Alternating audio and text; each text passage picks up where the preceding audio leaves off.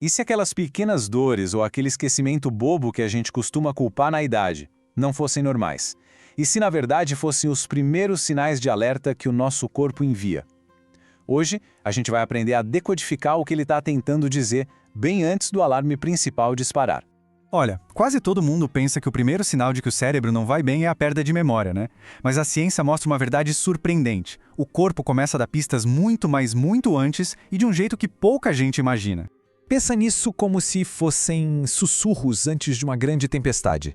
São sinais físicos, sabe? Quase imperceptíveis, que podem aparecer anos, eu disse anos, antes de qualquer lapso de memória se tornar óbvio.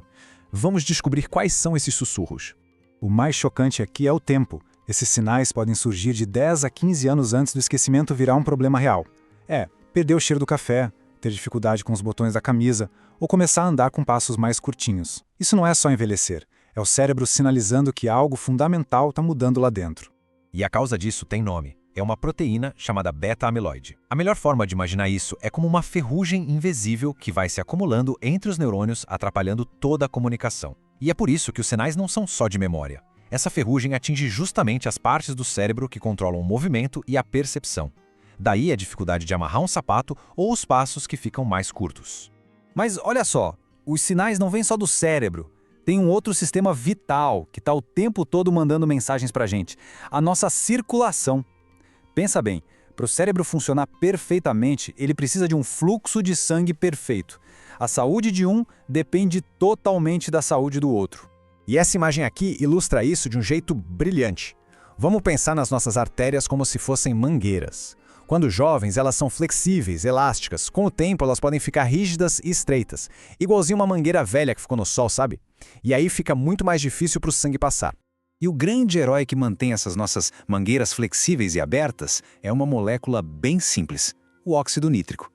Ele funciona como o maestro da nossa orquestra circulatória, sabe? Ele dá o comando para as artérias relaxarem e deixarem o sangue fluir livremente, nutrindo cada cantinho do nosso corpo.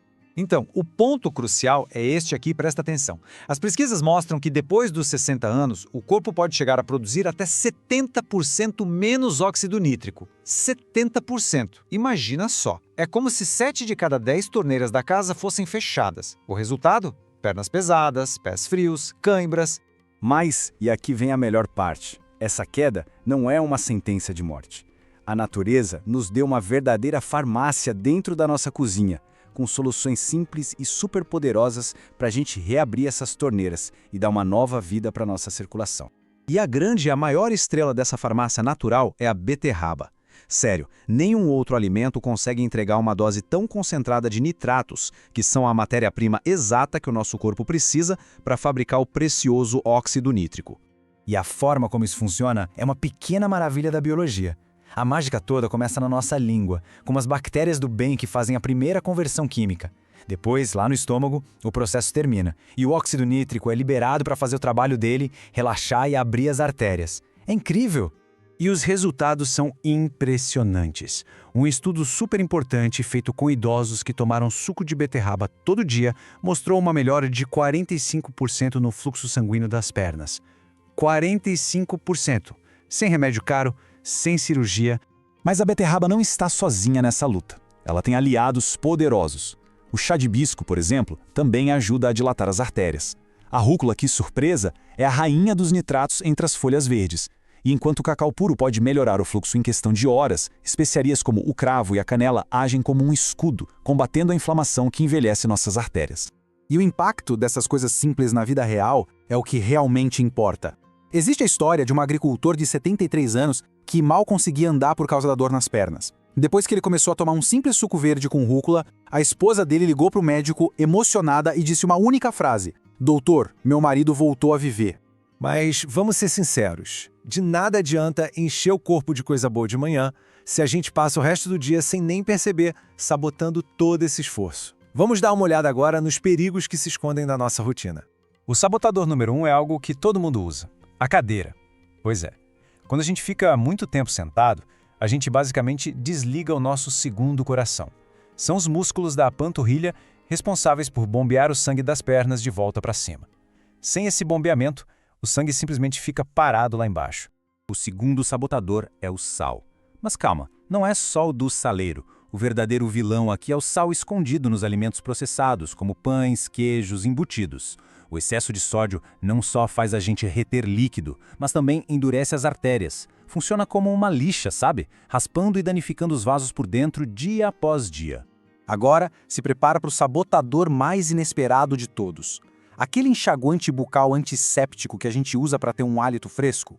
Pois é, ele age como uma bomba atômica na boca, matando todas as bactérias, inclusive as boas, aquelas mesmas bactérias da língua que são o primeiro passo para produzir óxido nítrico.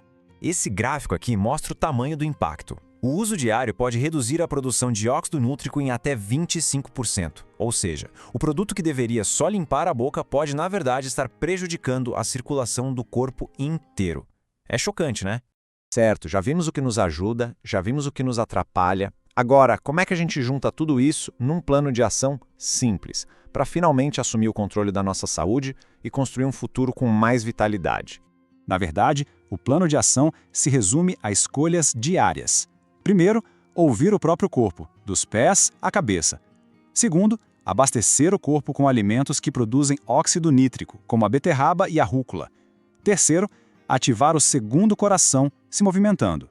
E por fim, cuidar da base, proteger as bactérias boas da boca, priorizar o sono para a faxina do cérebro e se manter conectado com outras pessoas. No final das contas, a questão é bem simples. Os sinais estão por toda parte, no jeito que a gente anda, na temperatura dos nossos pés, na clareza da nossa mente. O nosso corpo fala com a gente todos os dias, numa linguagem silenciosa. A única pergunta que realmente importa é: será que a gente está disposto a parar e ouvir?